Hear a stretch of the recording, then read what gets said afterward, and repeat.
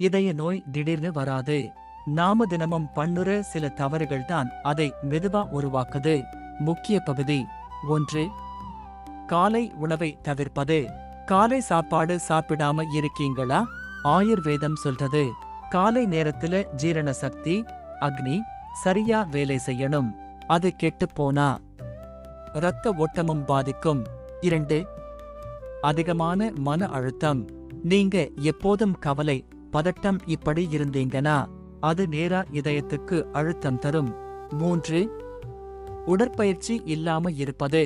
நாள முழுக்க உட்கார்ந்தே இருக்கீங்களா? அப்படின்னா இரத்த ஓட்டம் மெதுவாகி இதயம் சோர்ந்து போகும். 4.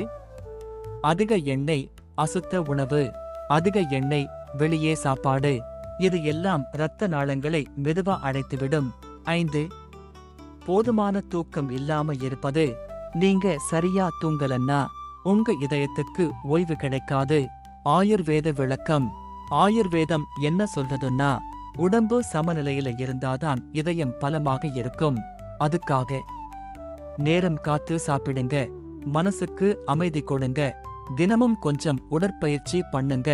இதுதான் உண்மையான மருந்து. இந்த 5 தவறுல எதை நீங்க பண்ணுறீங்கன்னு கீழே சொல்லுங்க. இந்த வீடியோவை சேமிச்சுக்கோங்க. ஒரு நாள் இது உங்க உயிரை காப்பாத்தும். நோய் வந்த பிறகு மருந்து தேடாதீங்க. நோய் வராத மாதிரி வாழ்க்கையை மாற்றுங்க. மேலும் இதயம் பற்றிய தகவலுக்கு ஆயுர்வேத லைஃப் ஃபேமிலி சேனலை சப்ஸ்கிரைப் பண்ணுங்க.